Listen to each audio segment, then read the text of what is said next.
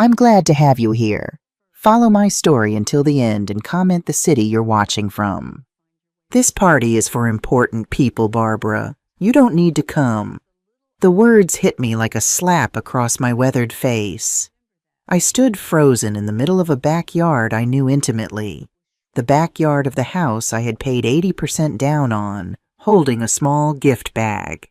My daughter-in-law, Lauren Jones, said it straight to my face, her perfectly manicured hand gesturing dismissively while her relatives chuckled behind her. I was 72 years old, and to them I wasn't even worth acknowledging at my own son's housewarming party. The sun was setting over the large oak tree I had planted myself 3 years before selling my old house to help Kevin and Lauren buy this one. Now its branches cast long shadows across the unfamiliar faces of guests who clinked champagne glasses on the deck, while I stood below like a housekeeper who had wandered in by mistake. Party for important people. The words echoed in my head as I clutched my small gift bag, a set of hand-embroidered kitchen towels I'd spent weeks making. I had pictured this housewarming so many times, arriving early to help Lauren set the tables, bringing Kevin's favorite salad that he'd loved since childhood, taking a family photo under that oak tree I'd planted with my own hands. But nothing I imagined had materialized. I wasn't part of the plan. I wasn't on the guest list. I wasn't important. As I turned to leave, I caught sight of something that made my breath catch, a gleaming new SUV in the open garage, still with temporary tags. Last month, when Kevin called asking for help with their electric bill, he'd mentioned they couldn't afford car repairs. Yet here sat what looked like a $60,000 vehicle, its metallic paint still showroom perfect. I nodded slightly at one of Lauren's cousins, a man who laughed with a drink in his hand. He didn't recognize me, or pretended not to. Either way, it didn't matter anymore. Something had clicked inside me, a small but definitive snap like a twig breaking underfoot. This wasn't the first slight. This wasn't the first lie. But somehow, standing there alone while laughter floated down from the deck, I knew it would be the last time I accepted either. I walked to my 10-year-old Camry, buckled my seatbelt, and sat motionless for several minutes. Strange. My heart wasn't racing. My hands weren't shaking. I'd been waiting for this moment for years, not to be humiliated, but to finally see everything with painful clarity. As I pulled away from the curb, I didn't turn on the radio. The sound of the engine and tires on pavement was enough, steady and clear, reminding me I still controlled something in this world. When I got home, I dropped my purse on the chair and didn't bother turning on the lights. The house sat in the soft orange glow of a setting Sunday, shadows growing in corners where I used to display family photos that I'd since put away. I sank into the armchair where I usually embroider or read the morning paper and stared out the window. I didn't cry, not a single tear. I think I'd already cried myself dry over the past few years. Like when Lauren said I called too much and it wore her out. When Kevin started responding to my texts with emojis instead of words. When I sent $3,000 to fix their car and received nothing but a transfer notification. As twilight deepened, I rose slowly and walked to the old file cabinet in my home office. That dark brown wooden cabinet had been with me through my entire accounting career, holding everything from utility bills to handwritten letters from the 80s to receipts I'd saved out of professional habit. I pulled out a folder labeled Family, Kevin and Lauren. I'd even used a pink sticky tab to make it easy to find. My fingers were methodical, careful, as if I were preparing a financial report for a client I had once loved. I flipped through each page, letting the numbers tell their story. Home repair bill, $2,800. Spanish classes for my granddaughter Lily, $1,200. A sofa set for Kevin's old apartment, $1,700. A bank loan I co-signed, $15,000. And those were only the ones I still had on paper. The quick transfers when they needed to get through the month, the cash I'd handed over so Kevin wouldn't feel awkward, the birthday gifts for Lauren that I bought so my son wouldn't appear thoughtless. Those weren't recorded in any ledger. They lived only in my memory and my slowly eroding pride. I closed the folder, my accountant's mind already calculating. Something clicked inside me. Not anger, but clarity. I took out a blank notebook, the kind with grid paper that I'd used throughout my career for precise figures. With my favorite blue pen, I began writing methodically.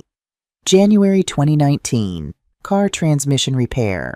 $2,200 requested by Kevin. Reason, can't get to work without it. My reaction, went to bank immediately, line by line, date by date, request by request. Each entry I wrote felt like a pin popping a balloon, the balloon of my illusion that I was the perfect mother, the devoted grandmother, the sweet mother-in-law who would do anything for family. I didn't know exactly what I was doing, but I knew one thing for sure. Nothing would be the same again. That night I brewed a cup of chamomile tea and sat on the front porch. The autumn breeze was gentle. Yellow leaves rode each gust, needing no permission, no invitation to travel where the wind took them. I thought about Robert, my husband. If he were alive, he'd be furious at how they'd treated me. But he'd also smile and say, "Barbara, it's time you lived for you." I took a sip of tea. The faint bitterness touched my tongue, but I didn't feel bitter anymore. I felt clear-minded. That night I didn't check Facebook to see who had posted photos from the housewarming. I didn't turn on the TV to drown out my thoughts. I just lay in bed, eyes open to the ceiling, and asked myself a question that had been building for years. If I stop paying, will I still be called Mom? I didn't know the answer, but I knew I was about to find out. The next morning I woke earlier than usual. Autumn sunlight slipped through my curtains, laying a pale gold path across a room so quiet I could hear the ticking of my bedside clock. I lay still for a moment, feeling like my body had been through a storm while my mind remained strangely calm. I went to the kitchen and brewed a pot of strong black coffee. The rich aroma filled the house, taking me back to younger days when I'd gulp a sip and rush to my accounting office. Back then, I was known for my attention to detail, my ability to find discrepancies in the most complex financial statements. My colleagues joked that I could spot a misplaced decimal point from across the room. Those skills had served me well in my career, but I had never applied them to my own family situation. Until now, I set my coffee on the kitchen table and opened my laptop. The screen lit up to a string of bank emails I usually ignored. I clicked Saved Accounts and started downloading statements. The lines appeared cold and exact on the screen. February 2019, sent to Kevin, $1,200, car deposit. May 2019, sent to Lauren, $3,000, salon equipment. November 2019, sent to Kevin, $850, Lily's winter tuition. The granddaughter I've rarely been allowed to hold because Lauren doesn't like the smell of medication on old people. I've never taken more than basic blood pressure pills, but somehow the excuse stuck. Each amount brought back a specific memory. I remembered the night Kevin called, voice tight with worry. "Mom, my car's completely dead. I need a replacement now. I can't get to work without a car." I went straight to the bank without thinking. The word need always moved me to action. Or when Lauren sat across from me at a cafe, eyes glossy with what I now recognize were calculated tears. "Mom, if I don't get more capital, the salon will close. All my dreams, everything I've worked for." I emptied my emergency fund and handed it over. I believed I was saving a whole family's future. I scrolled through the statements, watching the evidence pile up. The numbers kept coming, steady and cold. I grabbed my grid notebook again and continued logging. This month, $2,000 next month, 1,500 another urgent need, 4,000. As my pen moved across the page, I noticed my hand tremble slightly, not from age, but from a quiet anger I had never allowed myself to feel. For years, I'd turned myself into an ATM with a heart, a financial institution that never closed and never asked questions. I paused, took a long breath, then totaled it all. 47,600. I stared at the number, reading it over and over like a sentence handed down over my head. $47,600. That's what I'd given in just 5 years, not counting cash and birthday cards, gifts, or the times I paid their utility bills directly.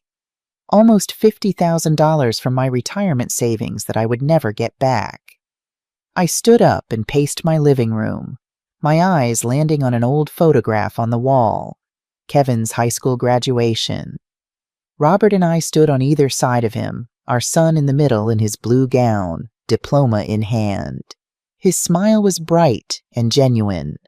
I remember Robert whispering in my ear, "See, every hardship was worth it." If Robert were alive, what would he think seeing our only son treat me like an outsider? I returned to the table and looked at my notebook. The numbers sat there in straight lines, like a row of witnesses that couldn't be cross-examined or dismissed. For the first time, I wasn't seeing them through a mother's eyes, but through an accountant's, clear, transparent, and absurd. My phone buzzed. I flinched. Lauren's name lit up the screen. I let it ring. A text followed immediately after. "Mom, just checking on your health. Call me when you're free." I laughed out loud, the sound strange in my empty house. In all these years, Lauren had never called just to check on my health. There was always a reason beneath the surface: rent, credit cards, tuition, new equipment. Checking on your health was just a thin curtain drawn over a bottomless financial hole. I didn't call back. I closed my laptop, folded my notebook, and put it in the drawer. But in my head, that number kept echoing. 47,600. That afternoon, I went to the nearby grocery store. I carried a small basket and picked up a few essentials: milk, eggs, bread, some fresh greens. The total came to just under $30. I paid, tucked the receipt into my wallet, and suddenly found it darkly funny. I'm the kind of person who keeps a receipt for eggs, yet I'd let tens of thousands slip away without ever asking for a thank you. Back home, I put the groceries away and sat in my armchair. For the first time in years, I didn't feel hurt. I felt angry. Angry at my own leniency. Angry that I'd let motherly love be twisted into a one-way financial contract. I opened my phone and scrolled through old messages. From Kevin: "Mom, we're in a bind. Can you loan me some money?" From Lauren: "Mom, rent is late this week. Can you help?" Every message followed the same pattern: short, direct, with no small talk, no "how are you doing?" no real interest in my life. Reading them now, I felt like a customer service representative they called only when they needed their issues fixed. That night, I opened the notebook again and wrote one last line at the bottom. "I'm not a mother anymore. I'm the family bank, and starting today, this bank is closed." When I shut the notebook, I felt a new current move through my chest. Lighter but colder. I knew the next step wouldn't be easy, but I also knew I'd crossed the hardest threshold, facing the truth. I turned off the living room lights and headed to my bedroom. In the dark, I heard the wind whistle past my window. I pulled up the covers and closed my eyes. No longer a mother waiting for a thank you text, but a soldier ready for a new battle. The next morning, I walked into First National Bank at precisely 9:15 a.m. The lobby was wide and bright, sunlight pouring through large windows onto glossy tile floors. I'd sat in those plush chairs dozens of times before, but this time, everything felt different. No more rushing to transfer money to Kevin. No more scanning my balance to see what I could squeeze out for them. Today, I came to end it all. Richard Miller, my longtime account manager, smiled when he saw me. He was in his mid-50s, with kind eyes that crinkled at the corners when he greeted clients. He knew me well enough that I didn't need an appointment. "Good morning, Mrs. Jones," he said in that warm baritone. "How can I help you today?" I took a deep breath and placed my thick notebook on his desk.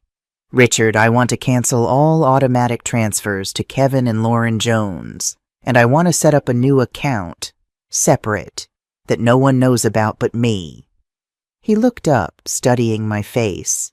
His eyes brightened with surprise, but not shock, as if he had been expecting this day to come. "Are you sure? For 5 straight years, those transfers have been like clockwork. You've never missed one." I gave him a small, wry smile. "That's exactly why I'm here today."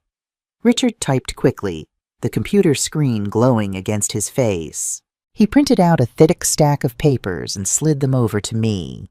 "These are the statements for the past 5 years. Do you want to look them over one last time?" I opened the folder. The numbers lined up cold and impersonal. Each amount I'd given stared back like an indictment. $10,200, $3,000, $850, $4,000. An endless list.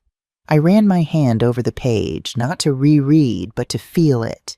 This was the evidence, the answer to every sleepless night I'd spent asking where I went wrong.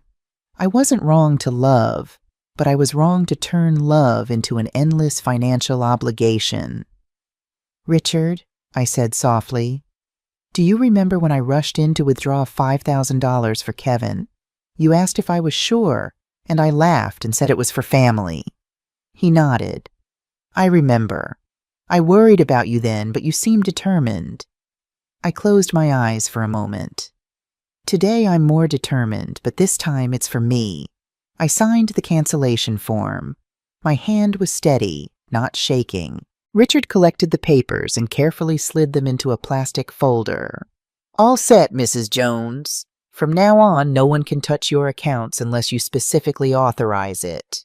I've also opened a new savings account for you, and only you have the password. I strongly recommend you don't share it with anyone, including family." I smiled. "Don't worry. I've learned a very expensive lesson." When I stepped out of the bank, the morning sun hit the pavement head-on. I felt like I had just put down a burden so heavy that my shoulders suddenly felt weightless.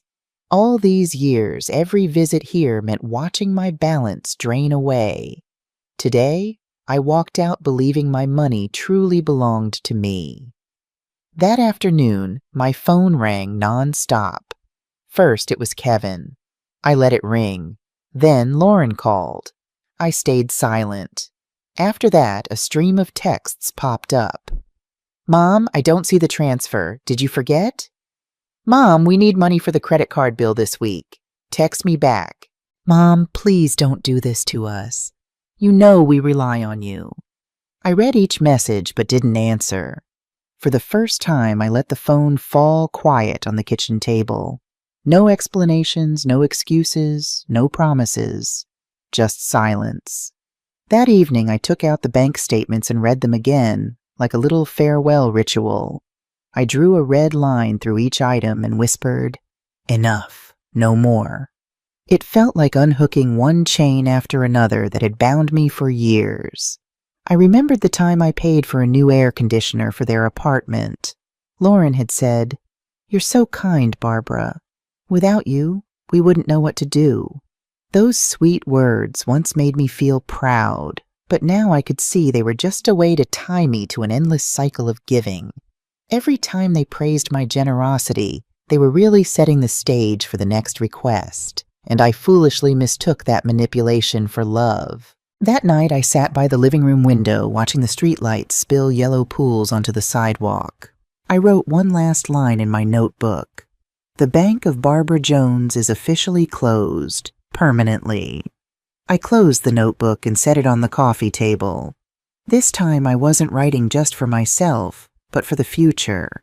If I ever felt weak, I would open it and read those cold numbers to remember how many years, how much money, and how much trust I had poured into one-sided love. When the clock struck 10, I turned off every light. The house fell into darkness, but inside me there was no emptiness anymore, only resolve. I didn't know how Kevin and Lauren would react tomorrow when they realized the money would no longer flow into their pockets, but I knew one thing for certain. I was ready for the fight. And this time, I wouldn't back down. The next morning, I had just poured my first cup of coffee when the phone rang. Lauren's name lit up the screen. I stared at it, my hand steady around my mug. The ringing dragged on like someone pounding on the door of my peaceful home. Finally, I answered. Lauren's voice came through, tearful and frantic. "Mom, the credit card got declined. The mortgage payment is due. We thought you forgot the transfer." I took a sip of coffee, let the warmth spread across the roof of my mouth, and answered calmly. "I didn't forget, Lauren. I'm choosing not to send it anymore." There were a few seconds of silence. Then she burst out, "You can't do that. We rely on you. You know that." I ended the call without another word. My hand still rested lightly on the mug. My heartbeat remained strangely calm. Not even 10 minutes later, Kevin called. His voice wasn't soft like Lauren's. It was blunt and harsh. "Mom, what's going on? I just checked the account. No money came in. You know we have a loan payment due this week, right?" I closed my eyes and pictured his little face from years ago, when he would throw his arms around my neck after being picked on at school. Now that accusing tone had no warmth at all. "I know," I said simply, "and I've decided to stop." "What's wrong with you?" he shouted. "Who's gotten in your head? Don't let people feed you weird ideas." I stayed quiet for a few seconds, then hung up. The phone kept buzzing after that, but I ignored it. In the afternoon, I opened the windows to let the cool air in. I heard footsteps on the porch, then an urgent knock. I looked out to see Lauren standing there, hair disheveled, eyes red. When I opened the door, she rushed forward and clutched my arm. "Mom, please don't do this. If we lose the house, Lily will have to switch schools. She's still little. She needs stability. You're her grandmother. Don't you think about her?" I looked her straight in the eyes. For a brief moment, my heart pinched at my granddaughter's name. But then I remembered that for years I hadn't been allowed to hold her even once. Lauren always had an excuse. She's sleeping, she's studying, she's worried about germs. I gently pulled my arm free and spoke low but firm. "Lauren, I've thought about Lily more than anyone, but what you just said isn't about her. It's about the money you want me to keep paying." Lauren's face shifted, anger flashing in her eyes. The tears dried up instantly. She spun around and stormed toward her car, tossing back over her shoulder. "You'll regret this." I stood in the doorway, watching her car leave my driveway in a rush. I didn't feel shaky or uncertain. Instead, I felt a new sensation: self-possession. That night I wrote in my notebook, "Today, for the first time in years, I wasn't bullied by tears or scolding. I stood my ground." I closed the notebook and smiled to myself. The real test had only just begun. The next day, Kevin showed up. He didn't knock. He just stood blocking the walkway, jaw tight, hands in his pockets. "Mom, we need to talk." I opened the door but didn't invite him in. I stood in the doorway, between two worlds. The home I was protecting inside and outside. The son who treated me like a wallet. He glared at me. "We can't live without your support." "I'm working hard." "Lauren is too. You know how expensive everything is now." I cut in, my voice gentle but firm. "You're 35 years old, Kevin. At your age, your father supported a whole family and bought our first house without help. You're still leaning on your elderly mother." He frowned, his voice stiffening.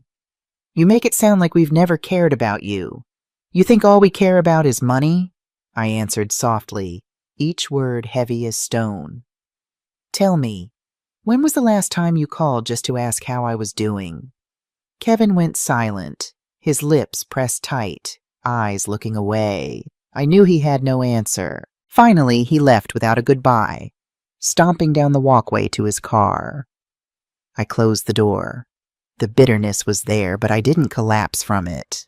I understood that with every refusal, I was pulling myself a little further out of their manipulative grip. For the next 3 days, my phone almost never stopped ringing. When I didn't pick up, they left voicemail messages, one after another. It was always the same themes: rent, credit card debt, bank loans. I listened to them but didn't reply. Instead, I took a walk around my neighborhood. I stopped by the local bakery and bought a warm loaf of sourdough bread as a small treat for myself. The clerk greeted me with a friendly smile and asked which jam I preferred. I felt a sudden pang. How long had it been since I had a simple conversation that wasn't about money? I brought the bread home, ate it alone at my kitchen table, savoring each bite and thinking, maybe this is what freedom tastes like. That night, a long text came in from Lauren. Mom, I'm sorry if I said anything that upset you, but we're really in a tough spot. If you don't help, we'll lose everything. I know you don't want your granddaughter to suffer. I read it over and over. The wording sounded gentle, but I recognized the familiar scent of manipulation. They weren't asking out of love.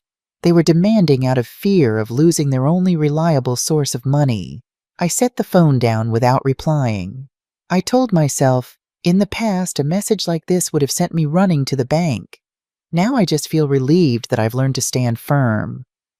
On Sunday morning, I got up early and went to church, something I'd done regularly for years. But my mind had always been tangled with worries about Kevin and Lauren's financial issues. Today, I sat still and listened to Pastor Williams speak about boundaries. Boundaries aren't selfish, he said. They're necessary. Even Jesus withdrew from crowds to pray alone. Setting limits isn't about rejecting others. It's about honoring what God has entrusted to you. I sat there with tears streaming down my face, unable to stop them. Not tears for Kevin or Lauren, but for myself, the woman who had let motherhood become chains for so many years. That afternoon, Lauren called again. Her voice wasn't soft this time. It was sharp, with an edge that cut through the phone line. If you don't send money, we'll have to take action. Don't blame us for what happens next. I pressed the end button. My heart didn't flutter like before. I knew things would get uglier, but I also knew I was ready. I'd thought after Lauren's vague threats that they might quiet down and find another solution. They didn't. Just 2 days later, when I came back from the grocery store, Kevin's gray pickup truck was parked right out front. Lauren stood beside it, arms crossed, eyes like steel. I stopped and left my grocery bags in the car. I wasn't going to start this confrontation before I'd even stepped inside my house. Kevin stepped forward, voice tight. Mom, we need a serious talk. I looked at him without a word. Lauren cut in. You're hurting this family if you don't keep helping. Lily will suffer. Do you want your granddaughter growing up in hardship? I drew a long breath. Lily again, the familiar shield they used to stab my conscience. If you truly care about Lily, I said quietly, learn to support your own family. A grandmother can't raise a child for its parents. Kevin's face twisted. He moved closer, voice low but boiling. You're selfish. Your whole life you preached sacrifice for family, and now you're turning your back. I looked him in the eye. No, Kevin, I did sacrifice for years. You never valued it. From now on, I simply won't sacrifice anymore. Lauren shot him a glance, then switched to a syrupy tone that sounded painfully fake. Mom, maybe someone's been influencing you, or you're confused. Think again. We just want you to be happy. I let out a rough laugh that sounded strange even to my own ears. Happy? For years you've taken every dollar, every hour of sleep, every small joy I had. If that's love, then my happiness is dirt cheap. Lauren's face went pale. The sugary facade crumbled. She hissed, "Fine. If this is your choice, you'll face the consequences." Kevin tugged her toward the truck. Before getting in, he turned and gave me a look that wasn't a son's, but a stranger's. "You'll regret this?" The truck pulled away, leaving a gray stripe of dust on the road. I stood still, fists clenched at my sides. I knew those weren't just angry words. They were a warning. That afternoon, I opened my notebook again and wrote, "Today their true faces showed. No more circling. No more masks. They've made me the enemy." When I finished and closed the notebook, my heart was heavy. I had prepared myself for anger and blame, but I had never imagined my own son could look at me with such a cold gaze. The next day, I stopped by the church. After the service, Pastor Williams walked over and asked, "Barbara, are you all right? You looked deep in thought during the sermon." I hesitated for a moment, then gave him a brief summary of the situation. He nodded, sadness in his eyes. "Family, when blinded by money, can be crueler than strangers," he said gently. "But don't leave yourself alone in this. Seek support and protection." Those words echoed in my head as I drove home. I knew the gentle phase was over. Now I had to be ready for heavier blows. That unexpected afternoon, I found an envelope in my mailbox. There was no stamp or postmark, just my name written in neat block letters. When I opened it, a printed page slid out. "If you don't continue financial support, we will be forced to pursue legal measures to protect the family's interests." At the bottom were Kevin and Lauren's signatures, side by side. I sat at my kitchen table, the paper trembling in my hand. So it had come to this, a formal threat. No longer just tears or raised voices, but a document that promised consequences. I was no longer just facing my son's disappointment. I was facing a carefully crafted scheme. I stared at Kevin's signature. The handwriting I once praised in elementary school thank you notes now threatened me with legal measures. My chest tightened, but my resolve didn't waver. If anything, the letter confirmed what I already knew. To them, I was nothing but a financial resource. That evening, while rinsing dishes, I caught a glimpse into Kevin's thinking. Through my kitchen window, I saw him sitting in his truck parked across the street. He wasn't looking at my house, just staring straight ahead at nothing, his profile illuminated by a street light. For a moment, I saw uncertainty on his face, the face of a man confronting the collapse of a system he'd taken for granted. For the first time since this began, I wondered about the pressure Kevin might be under. Lauren had always been the more aggressive one about money, constantly upgrading their lifestyle, insisting on the best schools for Lily, talking about image and appearances. Kevin had been more hesitant in the early days, almost apologetic when asking for loans. When did that change? When did my son transform from the boy who blushed when borrowing $20 to a man who co-signed threats? I watched him sit there for nearly 10 minutes before Lauren called him on his cell phone. He answered, nodded a few times, and drove away without ever looking at my house. That night I couldn't sleep. I sat in the living room with just a small lamp glowing, memories unspooling like an old film. Kevin's high school graduation, his wedding to Lauren, the day I handed them money for their first apartment, the nights I stayed up trying to juggle their growing debts. It all led to a painful conclusion. To them, I wasn't a mother. I was a mobile bank. And when the bank closed, they treated me like a traitor. But mixed with the pain was a small ray of clarity. The truth had surfaced. No more illusions, no more faint hope that my love would eventually be returned. That stark truth, harsh as it was, had set me free. The next day, I called George Thompson, the attorney who had helped with Robert's will years ago. I told him about the threatening letter. "Barbara," he said after a long silence, "this is serious. You need to gather every piece of evidence, bank statements, texts, letters. We need to prepare for the worst-case scenario." My heart pounded as I hung up. I was no longer in a vague defensive position. I had officially stepped into a battle. Early evening, while I was organizing paperwork at George's request, the doorbell rang. I glanced out the window to see Kevin and Lauren again, but this time with a man I didn't recognize. Tall, in a dark suit, holding a leather portfolio. I didn't answer the door. I stood behind the curtain, watching quietly. They knocked, called my name, then started shouting when I didn't respond. Lauren's voice rose above the others. "Barbara, if you don't come out, we'll record a video to show everyone how you're abandoning your family and grandchild." I stayed still, my heart aching, but I didn't move. After nearly 10 minutes of this performance, they left. The front lawn bore the imprints of their angry steps. I sank into my armchair and covered my face. The hurt flooded in, but within it, a strange pride rose up. I hadn't opened the door. I hadn't caved to intimidation. As I was trying to calm my racing heart, I noticed movement across the street.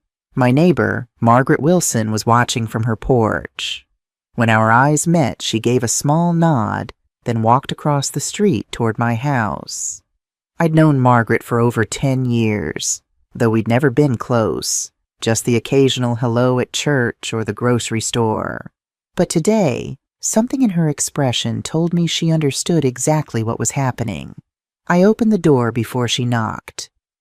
"Barbara," she said softly. I couldn't help overhearing. "Are you all right?" I hesitated, then gestured for her to come in. We sat on my living room couch, the late afternoon light casting long shadows across the floor. Slowly, I told her everything. Being shut out of the housewarming, canceling the transfers, Kevin and Lauren showing up to yell, and now the threatening letter. Margaret listened without interrupting, nodding occasionally. When I finished, she gripped my hand with surprising strength. "Barbara, you're not alone," she said firmly. "I've been through something very similar. My son tried to have me declared incompetent so he could take this house. I know what it's like to be seen as a wallet by your own blood." My chest tightened. Someone understood my pain that intimately. Margaret told me that 5 years ago, her son and daughter-in-law had pressured her relentlessly after her husband died. They kept borrowing money for a restaurant business, then blamed her when it failed. When she finally refused more loans, they hired a lawyer and prepared a guardianship petition, claiming she was mentally declining. "They tried to take everything, Barbara. Everything I worked for my entire life," Margaret said, her eyes clear and direct. "They almost succeeded." "What happened?" I asked, leaning forward. "I fought back. I found a good attorney. I got an independent psychological evaluation. I had neighbors willing to testify about my competence, and I won." She squeezed my hand again. "Since then, I've learned how to set boundaries, even with my own child." Listening to her story, I felt both horrified and strengthened. This wasn't just happening to me. There was a pattern, a playbook that adult children sometimes used against parents who stopped being financially convenient. "How did you get through it?" I asked. "Didn't you feel guilty? Like you were failing as a mother?" Margaret looked straight at me, her gaze resolute. "Of course I did. I cried until I couldn't breathe, night after night. But then I realized something. Being a mother doesn't mean supporting your adult children for life. They grow up, start families, and must stand on their own feet. Love doesn't mean unlimited financing." Her words rang through me like a bell. I saw how far I'd gone down the road of sacrifice, so far that I'd forgotten there should be limits. We sat a while longer as the light faded. Before she left, Margaret offered, "If you need it, I'll testify for you. I've seen Kevin and Lauren raise their voices at you many times. The neighborhood knows it too. Don't be afraid. You have witnesses." Tears pricked my eyes as I squeezed her hand. "Margaret, you're my lifesaver. I never imagined I'd find an ally right across the street." She smiled kindly. "We're mothers, Barbara, and sometimes mothers have to remind each other that we deserve protection too." That evening, I went through my files again, but this time, those cold numbers weren't just evidence of my foolishness. I saw them as ammunition, and Margaret had just placed a shield in my hands. I began sorting everything methodically, dating documents, clipping in text messages, printing emails. As my hands moved with growing confidence, a certainty rose in me. I wasn't alone anymore. 2 days later, Kevin came again. I looked out the window and saw him with Lauren, and this time the man in the suit was definitely a lawyer. His stern posture and leather briefcase made that clear. I didn't open the door. Instead, I picked up the phone and called Margaret. She answered immediately. "They're here with a lawyer," I whispered. "I don't know what to do." "I'll be right over," she said firmly. "Stay calm, Barbara. Don't open the door until I arrive." When Margaret pulled into my driveway 5 minutes later, the trio outside looked thrown off balance. Kevin tried for a steady voice. "Mom, this is our legal advisor, Mr. Daniels. He just wants to talk and find a solution for everyone." I stood behind the locked door, watching through the peephole. Margaret walked directly up to them, her silver hair gleaming in the sunlight, her back straight despite her 70 years. "I'm Margaret Wilson, the neighbor," she announced in a clear, carrying voice.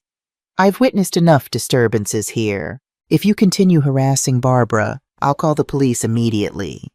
The air shifted at once. Lauren yanked Kevin's arm, whispering urgently. The lawyer glanced around, clearly noting that other neighbors were now watching from their windows. "Let's go," Lauren said. "Standing here is pointless." As they retreated to their car, I exhaled shakily, my hands still trembling. Margaret turned to me with a small smile. "See? Sometimes just one witness is enough to stop them from crossing the line." That night, for the first time in weeks, I slept deeply. In my dreams, I walked through a bright garden, surrounded by the laughter of older women. I knew it was the image of community strength that Margaret had opened up for me. The next morning, I baked a blackberry pie from scratch and took it to Margaret's house. She opened the door, surprised. "Barbara, you didn't have to bring anything." I smiled. "This isn't about courtesy. I just wanted to say that because of you, I found peace again in my own home." We sat together on her porch, eating pie and sipping tea, talking like old friends. I told her about the good memories buried under years of financial strain, about Robert, about my hopes for retirement before it all went sideways. Saying these things out loud felt like releasing birds that had been caged too long. Margaret nodded. "When my husband died, I went through something similar. My son saw my grief as weakness, an opportunity to take control. It's a pattern I've seen too often with widows." "Do you still talk to your son?" I asked hesitantly. "Occasionally," she sighed. "On his terms when he needs something, but the relationship has never been the same. That's the price I paid for my independence." I felt a stab of grief. Would that be my future with Kevin too? "It doesn't have to be that way for you," Margaret added, seeing my expression. "Some children eventually come around when they see their manipulation won't work anymore. The real question is, can you live with the possibility that Kevin might not?" I stared into my teacup, watching the amber liquid swirl. I think I'm starting to realize I can.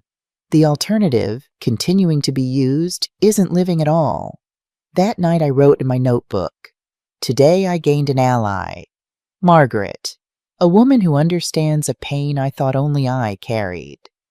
Maybe this journey isn't just about protecting my assets. Maybe it's about learning to stand with other women who've been where I am now. A few days after Margaret stood up for me, I got another letter. This time it wasn't Kevin's messy writing, but a clean printout with a law firm's letterhead. Hanson, Daniels, and Wright, attorneys at law. In formal language, they claimed I showed signs of mental instability requiring supervision to prevent financial risk.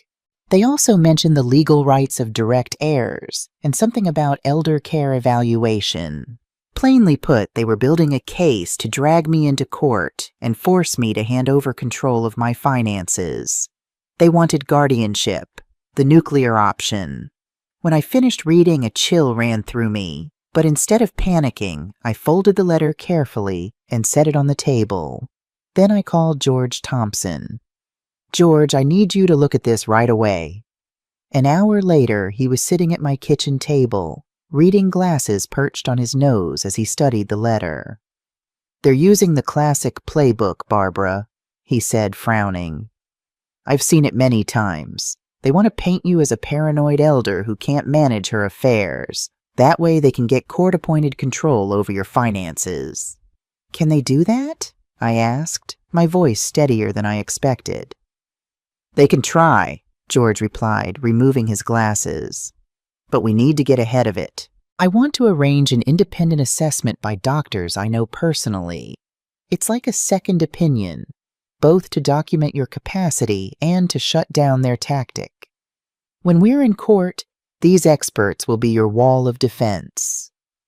I nodded, a sense of direction replacing my fear. "Let's do it." 2 days later, I met with the psychologist and internist George had arranged. Dr. Sarah Moore was a middle-aged woman with round glasses and a direct manner. The evaluation took place in a bright office filled with natural light from wide windows. She asked me a long series of questions, dates and figures, problem-solving scenarios, emotional situations. I answered each one clearly, sometimes with more detail than she expected. When she asked me to calculate monthly expenses, I immediately recalled exact figures, including the $47,600 I'd given Kevin and Lauren over 5 years. When we finished, she smiled warmly. "Mrs. Jones, honestly, your mind is sharper than many people half your age. I'll write a detailed report. No one can twist the truth of what I've observed here today." Hearing that, my eyes stung, not because I doubted myself, but because someone outside my situation finally saw the truth about me. A completely lucid woman who had simply endured exploitation for too long. As George and I left the clinic, he said quietly, "We've landed our first counterpunch, Barbara. But prepare yourself. Kevin and Lauren won't stop. They'll use harder psychological tactics to make you cave. Stay firm." I nodded, my heart heavy, but my resolve strengthened. Sure enough, that night my phone rang non-stop with calls and texts. This time the messages weren't angry. They dripped with carefully staged emotion. Lauren wrote, "Mom, do you remember when you held Lily for her first Christmas? She keeps asking for Grandma. She cried when she heard you're upset with us. Please don't turn your back on the family." I bit my lip, my heart aching. I knew Lily was only 4, too young to understand any of this. That message wasn't my granddaughter's voice. It was Lauren's calculated ploy. Then Kevin. "Mom, I just drove past your house. The lights were on, but you didn't answer the door. I know you saw me. I don't want us to become strangers. I regret so much." I sat by the window watching the streetlight wash the sidewalk in pale yellow. A part of me wanted to call him, to bridge the growing gap. But then I remembered the legal letter and Kevin's cold eyes when he said, "You'll regret this." I knew those remorseful lines were just another tactic. The next day, I showed the messages to Margaret during our morning coffee. They're trying everything, she said, stirring her cup thoughtfully. 1 minute it's threats, the next it's sweet talk. That's classic psychological warfare. Make you waver until you can't tell what's real. But remember, Barbara, the truth is what you've seen with your own eyes, not what they type in a text. I nodded, feeling steadier with her guidance. Keep every text, email, and letter, Margaret added. Every line will turn into evidence of their manipulation. Don't delete anything, even if it hurts to read. I did as she advised, printing all the messages and filing them with my growing collection of evidence. Each page felt like another puzzle piece exposing the truth of our relationship. That afternoon, while I was sorting papers, I got a call from an unknown number. The woman on the line said she was a social worker and that they'd received a report that I was showing signs of confusion and needed a safety check. My blood ran cold. Clearly, Kevin and Lauren had filed a report with social services. They were escalating their strategy, trying to build a case for their guardianship petition. I stayed calm and replied, "I'm sorry, but I won't answer any questions without my attorney present." The caller sounded surprised, mumbled something about standard procedure, then hung up. I called George immediately and told him what happened. "Good response, Barbara," he said approvingly. "This is their reverse psychology move, trying to turn your caution into proof you're paranoid. But we have the independent assessment plus witness support. Don't be afraid of their tactics." Hearing that, I felt like I'd just sidestepped a carefully laid trap. Later that evening, Lauren's perspective came into clearer focus when Margaret called me.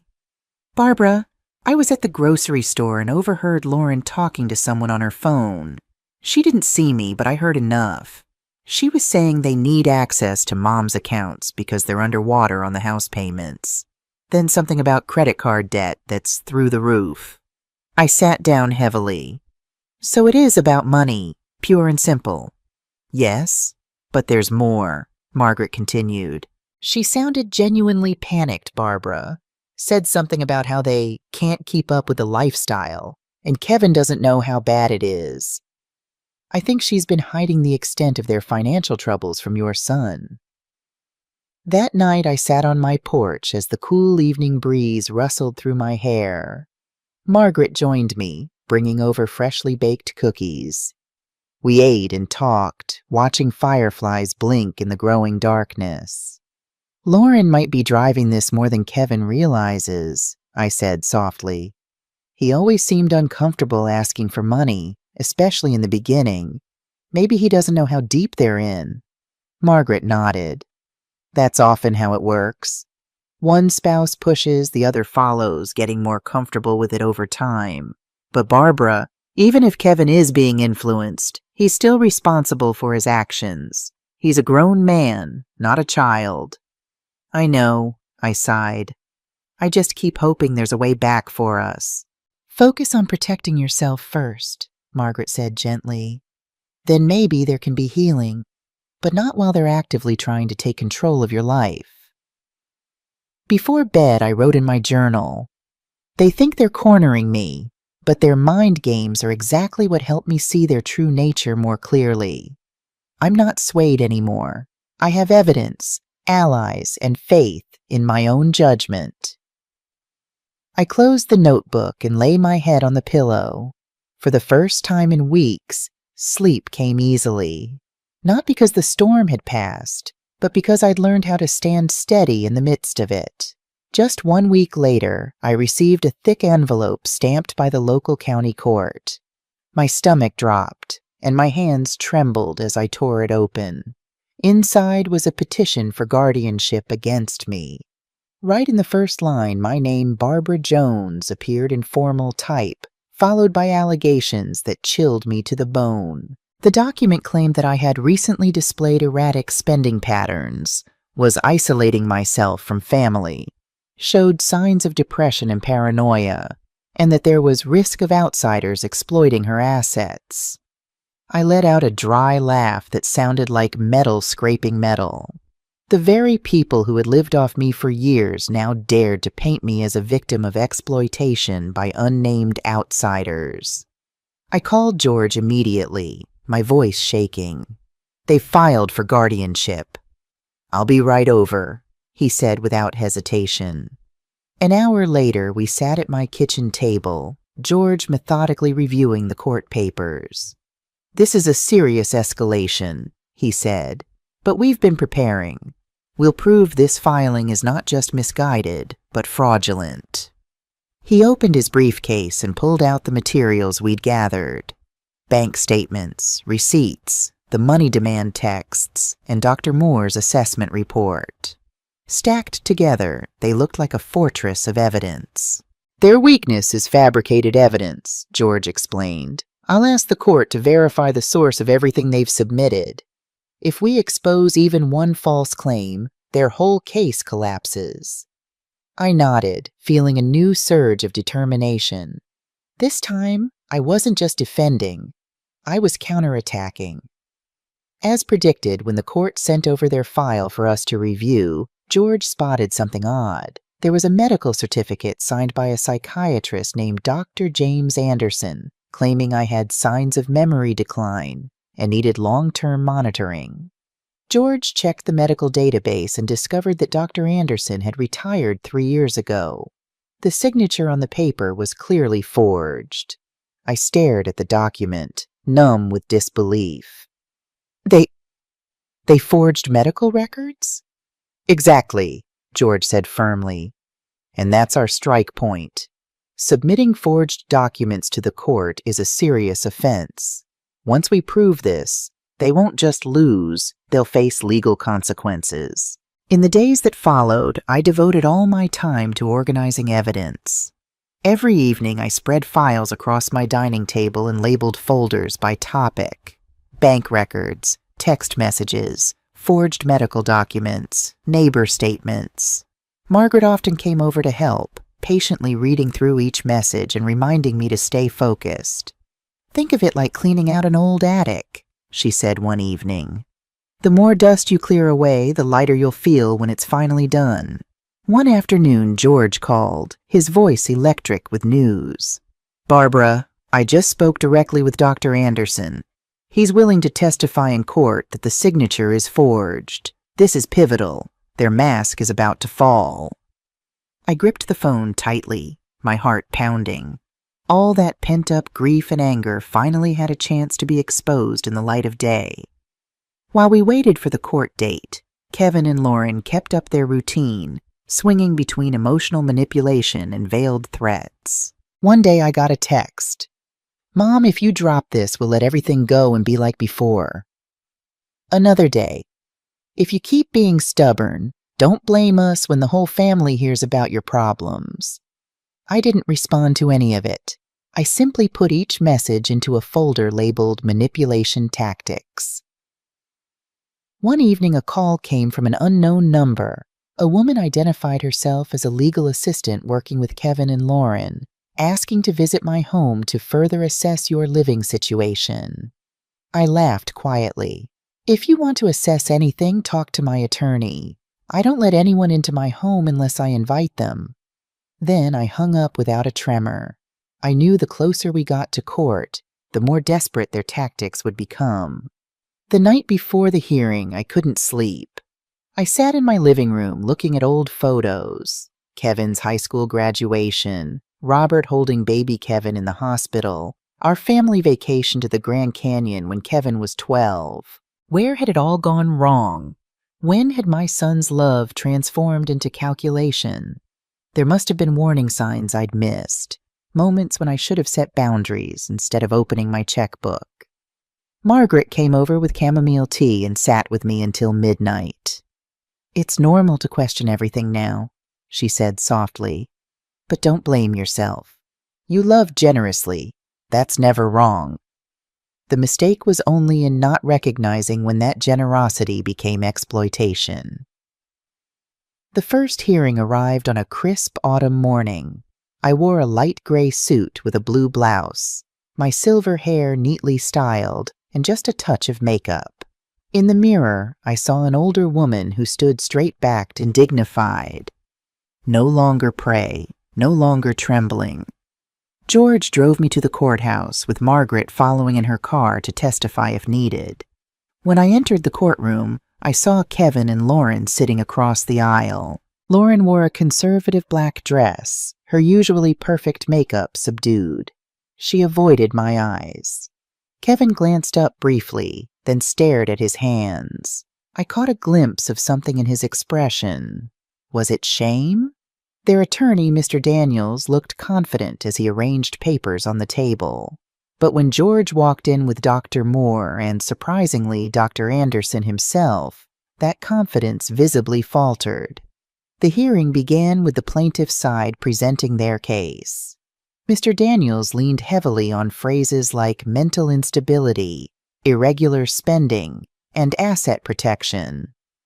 I sat quietly, listening to this stranger describe a version of me I didn't recognize. When they presented the medical certificate, George stood immediately. He asked the court to compare it with Dr. Anderson's official records. Dr. Anderson took the stand, thin and white-haired, but with sharp, clear eyes. Holding up the paper, he stated firmly, "This is not my signature. I have never met Mrs. Barbara Jones, nor have I written this report. I retired in 2020. Whoever used my name on this document committed forgery."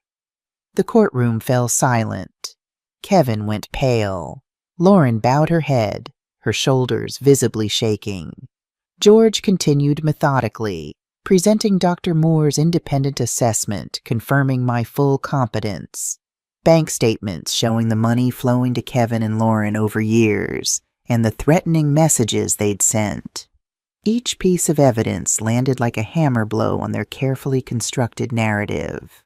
I sat there clutching my purse, tears rolling silently down my cheeks, not from sadness, but from vindication. At last, the truth stood in daylight. When the hearing paused, the judge announced that more time would be needed to reach a final decision, but the exposed forged document had clearly damaged the plaintiff's credibility. As I left the courtroom, I heard the whispers. Unbelievable. Her own son forged documents to take control of his mother's money. I drew a long breath and held my head high. For the first time in months, I stepped into the sunlight unafraid. Margaret squeezed my hand as we walked to the car. "See, Barbara? Masks fall eventually. They can stage all the performances they want, but the truth has its own voice." That night, back in my quiet house, I wrote in my notebook, "Today they revealed their greed and lies before the law. I don't need to prove my love anymore. I only need to prove the truth." I closed the notebook and looked up at the ceiling, feeling strangely calm.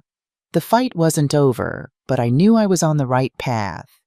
More importantly, I was no longer a woman blinded by guilt or manipulated by false affection. I am Barbara Jones, and I've looked the truth in the eye without blinking. The formal hearing was set for a gloomy Monday morning in early November. I woke very early, well before sunrise, and sat at my vanity mirror for a long time. My reflection showed a woman with silver hair neatly combed, dark circles under her eyes, but a steady gaze that hadn't been there months before.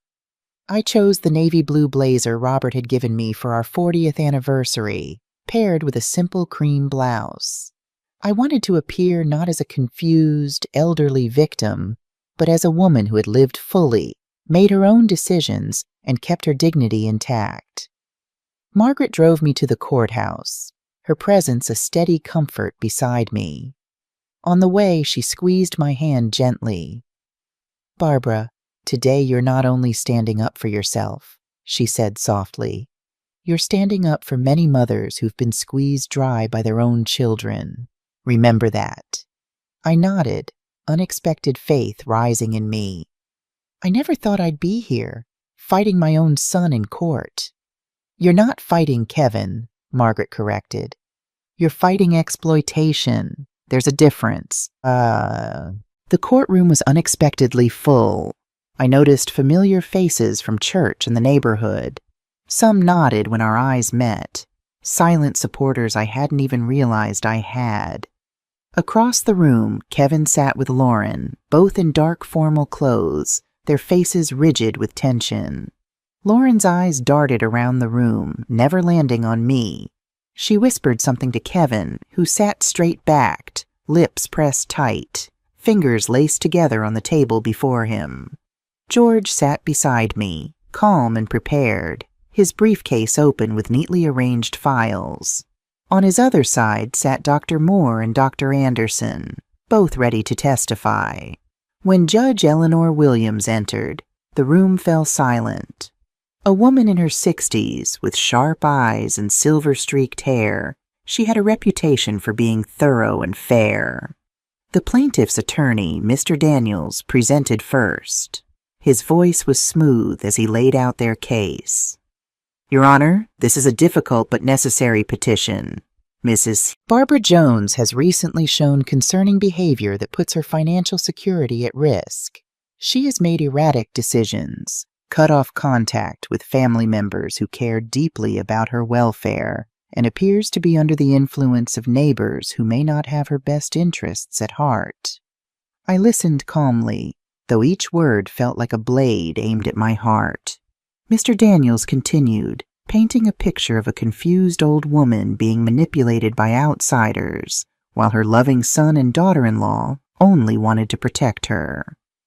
When he finished, George stood, his voice low and sure. Your Honor, my client, Mrs. Barbara Jones, is not unstable or confused as claimed. We have official medical reports, witness testimony, and substantial evidence that the plaintiffs have not only exploited Mrs. Jones financially for years, but have now resorted to forged documents to gain control of her assets. He placed a thick, numbered stack of evidence on the table. Judge Williams nodded for him to proceed. George called Dr. Sarah Moore first. She took the stand with a confident step, her professional demeanor immediately commanding respect. I personally assessed Mrs. Jones 2 weeks ago, she testified. She is fully competent, with excellent memory and clear logical thinking. There are no signs of mental illness or cognitive decline whatsoever. In fact, her cognitive abilities tested above average for her age group. The judge studied Dr. Moore carefully, asking several detailed questions about the assessment methodology.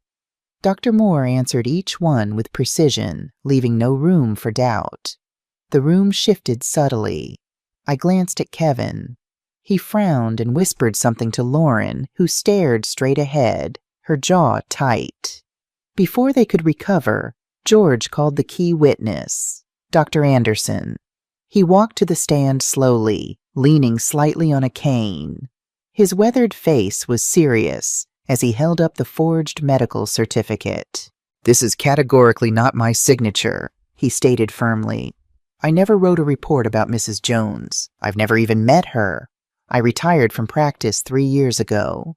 Using my name and license this way constitutes forgery and potentially medical fraud. A ripple of whispers spread through the courtroom. The judge's gavel brought silence. Kevin had gone visibly pale. Lauren's hands trembled as she clutched her purse. The truth they'd tried to bury was now standing under oath, speaking in a clear, unwavering voice. In cross-examination, George methodically presented 5 years of bank statements, line by line, showing transfers from me to Kevin and Lauren. He paused at the total, $47,600, not counting cash gifts or direct bill payments. If anyone needs protection here, he said slowly, looking directly at the judge, it is Mrs. Jones, a mother who has been systematically exploited by her son and daughter-in-law. A murmur of conversation spread through the courtroom. I caught someone muttering, "Shameful." Those whispers tapped like tiny drumbeats of agreement, and my heart pounded no longer from fear, but from validation. When Judge Williams asked if I wanted to speak, I stood. My legs trembled slightly, but my voice was clear and steady. Your Honor, I am Barbara Jones. I've lived 72 years through economic downturns, widowhood, and working to support a family. I never imagined I'd have to stand here to prove my competence. But today I'm not speaking only for myself. I'm speaking for all the mothers who've been exploited and cornered by their own children. I paused, feeling all eyes on me. I'm not confused or paranoid. I've just been silent for too long. When I finally said no to years of financial demands, I became the enemy. That's not mental instability. That's setting a boundary that should have been set long ago. In that moment, I felt compassionate eyes on me. George nodded. Margaret wiped away a tear. I knew I just articulated what so many women of my generation had kept inside for years. When the hearing adjourned, the judge announced that based on the evidence presented, particularly the forged medical document, the court would need to consider possible penalties against the plaintiffs. Meanwhile, the request for guardianship over me was denied. Furthermore, Judge Williams added, looking directly at Kevin and Lauren, I'm issuing a temporary restraining order preventing the plaintiffs from contacting Mrs. Jones directly until this matter is fully resolved. Any communication must go through attorneys. The gavel struck like a bell of release. It was the first real slap of justice against what Kevin and Lauren had tried to do. They left in silence, their shoulders slumped, their earlier confidence gone. I watched them go, feeling both heartache and relief. I never thought I'd see the day my own son's deception would be exposed in court, but I also never thought I'd feel justice so close at hand. Outside, the autumn wind was cool and kind against my flushed face. George shook my hand with a warm smile. You did wonderfully, Barbara.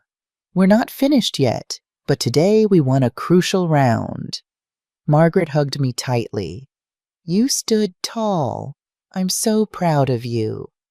That evening, under the warm lamplight of my living room, I wrote in my notebook, Today I heard the voice of justice. It doesn't erase the loss of my relationship with Kevin, but it gives me faith that truth will prevail. And I know I'll keep going, however long the road. For the first time in months, I slept without dreams, wrapped in the peace of knowing I'd finally spoken my truth. 3 weeks later, on the day the court issued its final ruling, I sat in the courtroom with my hands folded calmly in my lap. Across the aisle, Kevin and Lauren sat close together, their faces drawn and tired. I could see new gray strands in my son's hair, the hollows under his eyes deeper than before. His gaze remained lowered, refusing to meet mine. Judge Williams read the decision in a steady, authoritative voice. After reviewing all evidence presented in this case, the court fully denies the petition for guardianship over Mrs. Barbara Jones. Furthermore, the court finds clear evidence of attempted fraud through the submission of falsified medical documents. She paused, looking directly at Kevin and Lauren. The court hereby orders Mr. Kevin Jones and Mrs. Lauren Jones to pay Mrs. Barbara Jones's legal fees in full. Additionally, they are prohibited from making any financial requests or solicitations to Mrs. Jones for a period of not less than 2 years. The gavel cracked against wood, splitting the silence. I closed my eyes and exhaled deeply. Months of dread finally lifted from my shoulders. George gently placed his hand on my arm and whispered, Congratulations, Barbara. It's over. You won. But at the same moment, I heard a sharp, choked breath from Kevin. He hung his head, then suddenly stood and walked quickly toward the exit. Lauren called his name softly, but he didn't stop or turn back. I watched my son's retreating figure and felt my heart fracture anew. I had won in court, yes, but I knew I had just lost Kevin, not only legally, but perhaps forever. Outside the courtroom, several neighbors came up to shake my hand and offer kind words. Margaret hugged me tightly, and George smiled, saying I'd set a good example for others in similar situations. I thanked each person, but deep down the victory felt hollow. This legal triumph had come at the cost of a relationship I could never fully mend. That night my house felt unusually quiet and empty. I sat in the living room with only a small lamp glowing, casting soft shadows on the walls. On the coffee table sat a framed photo from years ago, Kevin at his college graduation, standing between me and Robert, his arm loosely around my shoulders, his smile bright and genuine. I touched the cold glass, tears slipping down my cheeks before I realized they had formed. A legal victory couldn't fill the empty space inside me where my son had once been. Memories flooded back unbidden. The day Kevin started kindergarten, how he'd clung to my hand at the classroom door. His high school football games, where I'd cheered from the bleachers every Friday night despite working double shifts that week. His wedding day, when I'd arranged every flower centerpiece myself to save them money. The day Lily was born, when I stood outside the delivery room, hands shaking as I held a small stuffed bear for my first grandchild. Those memories were my treasures, the reason I had worked hard and saved every penny, and now they felt like smoke slipping through my fingers. 3 days later, Lauren called. Her voice was cold and formal. "The lawyers said I could call to discuss Lily," she said without preamble. "I wanted you to know that you won. Congratulations. But from now on, don't expect to see Kevin. He doesn't want anything to do with you anymore." I kept my voice even, though my chest ached. "Lauren, please tell Kevin that I never stopped loving my son, but I couldn't let him turn me into an endless source of money. That's not love. That's exploitation." "Whatever helps you sleep at night," Lauren said flatly, and hung up. I sat motionless for a long time after that call. The pain didn't crash over me in a wave. It seeped in slowly, like rain into dry soil. I understood now that to Kevin, I wasn't a mother anymore. I was the woman who had humiliated him in court. He couldn't see that his own actions had driven me to this extreme measure.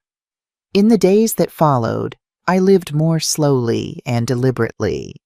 I took walks in the neighborhood park. I joined a book club at the local library. I volunteered 2 mornings a week at the community center, teaching basic accounting to young people starting small businesses. Margaret stopped by often, sometimes with flowers from her garden or something she'd just baked. She understood my emptiness without needing many words. She simply sat with me, drank tea, and let the quiet be its own comfort. George called regularly to check in, reminding me not to dwell too much on what couldn't be changed. "Focus on building your life now, Barbara," he advised. "The past is written, but the future is still yours to create." One crisp morning in late November, while I was sweeping fallen leaves from my front porch, a small voice called out, "Grandma?" I looked up to see Lily standing at the end of my walkway, clutching a teddy bear, her wide eyes fixed on me. My heart leapt. Before I could respond, Lauren rushed up behind her, grabbing her hand firmly. "Lily, come on. We need to go." "But I want to see Grandma," Lily protested, trying to pull away. Lauren's face hardened. "Not today. Come on." She pulled Lily back toward their car parked across the street. My granddaughter looked back over her shoulder, confusion and disappointment clear on her small face. I stood there, broom in hand, watching that small figure disappear into the car. A tear slid down my cheek. I knew then that I had lost not only Kevin, but also any chance to be close to my granddaughter. That night I opened my notebook and wrote, "I won a battle but lost a piece of my heart. Justice offers protection, but it can't restore a mother's love once it's broken. Yet even in this pain, I know I made the right choice. I chose truth over manipulation, self-respect over exploitation." I closed the notebook and took a long, deep breath. Even in the hurt, a small flame glowed. Freedom's flame. I wasn't being pressured anymore. I wasn't living under constant demands or fear. And I knew this choice, however painful, had saved the remaining years of my life. The next day, I went to church. When Pastor Williams asked what I wanted to pray for, I simply said, "Please keep Kevin safe and help him find his way, even if that path no longer includes me as his mother." As soon as I said it, I felt lighter. I didn't expect Kevin to come back now, but I still wanted him to be safe and find a better way forward. Leaving church, I looked up at the autumn sky. Dark clouds hung gray and heavy, but far off, a narrow beam of sunlight broke through. I smiled despite my sadness, telling myself I still had years to live and more chances to give love, not to those who would use me, but to those who truly needed it. The legal victory had closed one chapter of my life. The loss of my son had opened a wound that might never fully heal. That was the truth I would have to learn to live with as I continued my journey forward. After the trial, I stayed mostly inside my small house for days. I needed time to breathe and let my heart settle after such heavy emotional blows. Then one morning, Margaret knocked on my door, holding the local newspaper. On page 3 was a lengthy article with a bold headline, "Elderly Mother Wins Case Against Son and Daughter-in-Law, a Wake-Up Call on Family Exploitation." I read every line, stunned and trembling. The article didn't just recap the trial. It spoke to a larger reality. Many seniors quietly drained by their own children and grandchildren. And somehow, I had become a prime example of standing up against this hidden epidemic. That week, calls started coming in. A reporter from the city paper wanted an interview. Several women from church asked to talk privately about similar situations they were facing. At first, I was reluctant and uncomfortable. I wasn't used to my private life being laid bare for public discussion. But then, a call came that changed everything. An older woman's voice shook over the phone as she told me her son had forced her to sign over her house, and she was now afraid to fight back for fear of being completely abandoned. I went silent, then burst into tears. "I understand," I told her. "I truly do, and you're not alone in this." That's when I realized I couldn't stay quiet. My story wasn't just mine anymore. It belonged to a community of women who needed to know they could stand up for themselves.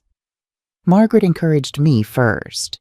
"Barbara, you have a strength you don't yet fully recognize. Use your story to help others. We could start a small support group." It sounded far-fetched initially, but something inside me responded to the idea. Maybe this was how I could transform pain into purpose. We started small, just a few meetings in the church's community room. I told my story, Margaret shared hers, and then other women began to open up. Some sobbed mid-sentence. Some trembled too much to speak clearly, but their eyes shone with relief at finding others who understood. We called our group something simple, Mothers Who Won't Be Silent. Word spread, and each week more people came. Some were older women with canes and walkers. Some were middle-aged, supporting elderly parents while being exploited by siblings. Even a few men joined, admitting their adult children had pushed them into financial hardship. I listened to each story, my heart aching and warming at the same time. I wasn't alone after all. A single wound had connected dozens, eventually hundreds of hearts. One day, after I finished speaking to the group, a woman named Patricia Davis stood, took my hand, and said with tears in her eyes, "Barbara, because of you, I refused to sign the transfer papers my son was pressuring me to sign. I'm not afraid of being called selfish anymore. I realize I have the right to live for myself." The room broke into applause, and I felt the bricks of my lonely wall begin to crumble. We didn't stop at sharing stories. George agreed to provide occasional legal guidance for especially difficult cases. He began coming to meetings, explaining how to keep records, how to recognize financial abuse, and how to seek help before it was too late. I remembered how he had urged me to get an independent evaluation. Without his guidance, I might have lost everything. Now his expertise was helping others find their way through similar storms. Bit by bit, our group became a real community. We organized small fundraisers and set up a modest fund to help mothers who had been cut off financially by their children. We wrote letters to local officials calling for more resources to address elder financial abuse in families.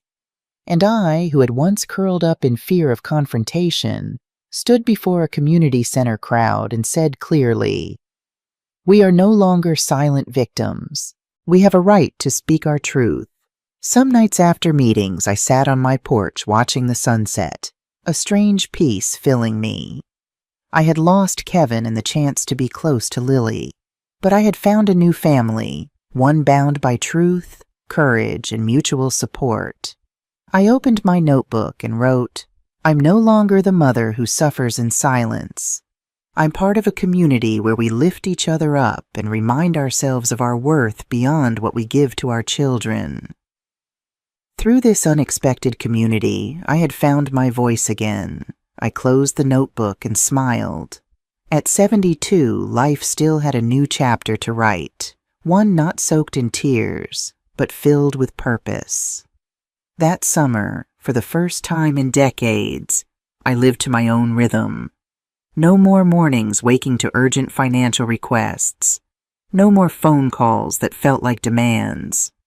I woke to quiet, brewed a strong cup of coffee, and stepped onto the porch, letting the breeze run through my silver hair. For the first time, each day truly felt like mine. I used my modest savings, what remained after years of supporting Kevin and Lauren, to refresh my home. I painted the scuffed walls a pale sage green. I planted roses and wild daisies in the front garden. I bought a comfortable porch swing to hang under the maple tree where I could read in the afternoons, listening to birdsong. It wasn't an extravagant life, but it was a world I had chosen for myself. I started traveling, something I'd put off for years while financing Kevin's life. My first trip was a week in New Orleans, listening to jazz in small cafes and wandering the old brick streets of the French Quarter. In a small restaurant near Jackson Square, a street musician played saxophone as the evening sun filtered through ancient windows. My throat tightened with emotion. Outside the whirlwind of family demands and constant financial pressure, there was music, the sweetness of sugar-dusted beignets, and friendly smiles from strangers who expected nothing from me. When I returned home, I took up painting again, a hobby I'd abandoned when Robert died. The small bedroom that had been piled with bills and financial worries became my studio. Southern landscapes, a portrait of Margaret. Even a self-portrait with a serene smile lined the walls like proof I had rediscovered myself. Friends from Mothers Who Won't Be Silent visited and admired my work, saying my paintings were full of life and light. I began teaching basic painting techniques to others in our group, watching women who had been diminished by their families stand taller as they created something beautiful. One evening, I visited Robert's grave. I sat beside his headstone in the quiet cemetery and whispered, "Robert, I did it. I'm no longer the woman who bowed her head, terrified of losing her son's approval. I stood up, I kept what we built, and more importantly, I kept myself." The wind moved through the oak trees overhead, and I felt like he was smiling. Occasionally, I heard about Kevin and Lauren through mutual acquaintances. They'd moved to a smaller apartment. Lauren worked full-time at a salon. Kevin had taken a job at an insurance company. Their financial situation had evidently stabilized, though on a more modest scale than before. I felt no hatred, only sadness. I had once hoped my son would eventually understand my position, but I had come to accept that might never happen. I had crossed that particular loss and learned to put a period at the end of that sentence. One Sunday morning after our support group meeting, Margaret said something that stuck with me. "Barbara, we're not just saving ourselves, we're planting seeds for the next generation. Their children will grow up in families that respect boundaries because mothers and grandmothers found the courage to speak today." I stood there deeply moved. I had never imagined my personal story could ripple outward like that, affecting lives beyond my own. As autumn returned, bringing the first anniversary of my court victory, I reflected on how much had changed. At 73, I had discovered new strengths I never knew I possessed. I had learned to say no. I had found joy in small pleasures, a morning cup of tea, a park concert, or simply watching flowers bloom in my garden. I understood that real love never comes from financial transactions, but from genuine respect and care. I had paid dearly for these lessons, but I had no regrets. From the rubble of a broken relationship, I had built a meaningful life for myself and helped others do the same.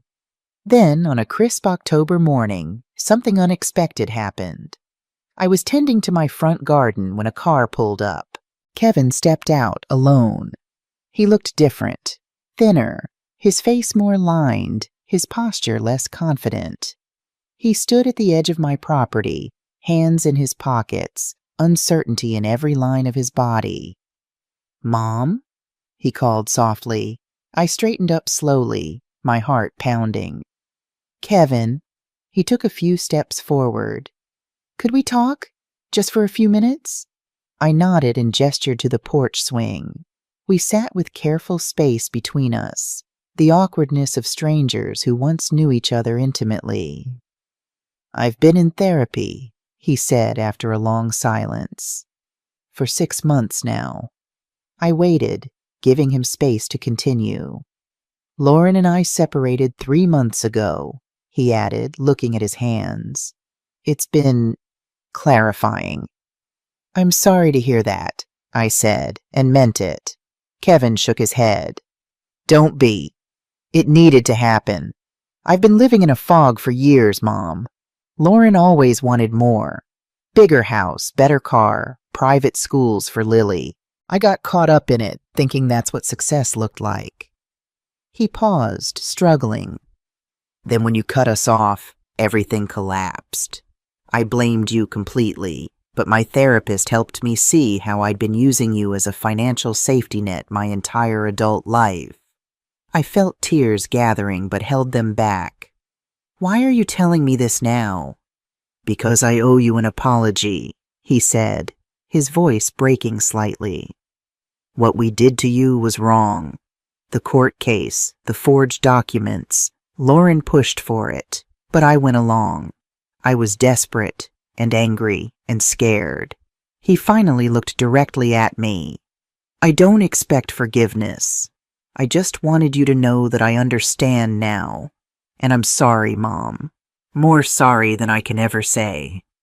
The words I had waited so long to hear hung in the autumn air between us. I didn't rush to embrace him or tell him everything was fine. That wouldn't be honest. "Thank you for saying that," I said quietly. "It means a lot to hear." Kevin nodded, then stood to leave. "I'm not asking to come back into your life. I know I've broken something precious, but I wanted Lily to know her grandmother. If you'd be willing, maybe someday." "I would like that," I said, my voice steadier than I expected. "Very much." As he walked back to his car, he turned once more. "You look good, Mom. Happy." "I am," I replied. I found my way. After he drove away, I sat a long time on the porch swing, emotions washing through me in waves. This wasn't a perfect reconciliation. Too much had happened for that. But it was a beginning, a small crack in the wall between us. That night I wrote in my journal, "Today, Kevin came to apologize. Not to ask for money or help, but to acknowledge the truth. I don't know where this path leads, but for the first time we're both walking with open eyes. I closed the notebook and looked out at the stars appearing one by one in the deepening blue sky. Life had taken me on a journey I never expected. From silent sacrifice to painful awakening, from courtroom battles to community building, and now to this moment of tentative peace. I didn't know if Kevin and I would ever fully repair our relationship. I didn't know if I'd be part of Lily's life in any meaningful way. But I knew one thing with absolute certainty. I had found my voice, and I would never lose it again. Now, as I write this, I'm 74 years old. The support group has grown to over 50 members. We've helped dozens of mothers regain their financial independence and self-respect. My paintings hang in a small local gallery. I've traveled to 3 more states I'd always wanted to visit. I see Kevin occasionally, careful, healing conversations over coffee. I've seen Lily twice for supervised visits. Small steps on a long road. I don't have many years left. But every year, month, and day means something new now. I know how to say no. I choose joy for myself, without guilt. I understand that real love never requires emptying your bank account or sacrificing your dignity. I paid dearly for these lessons, but I have no regrets. From the ruins of what I thought family meant, I built something authentic and meaningful, not just for myself, but for others walking the same difficult path. And to anyone listening who feels used, dismissed, or treated like a walking ATM by family members, remember this. You have the right to speak. You have the right to set boundaries. You have the right to live for yourself. It's never too late to begin again. I close my notebook and smile at my bright garden outside the window. For the first time in decades, the future isn't hazy or frightening. It's clear as a summer sunrise, and it belongs to me. If you've stayed with me to the very end of this story, I want to say thank you from the bottom of my heart. Thank you for hearing the voice of a woman who once seemed fragile, but found strength in her deepest pain. I'd love to know your thoughts. If you were in my place, what would you do? Have you ever had to stand up to family members who took advantage of your generosity? Please share in the comments. If this touched your heart, please like, subscribe, and come back for more stories. Your support and presence are the greatest encouragement for me to keep sharing these difficult but important truths. With gratitude, Barbara.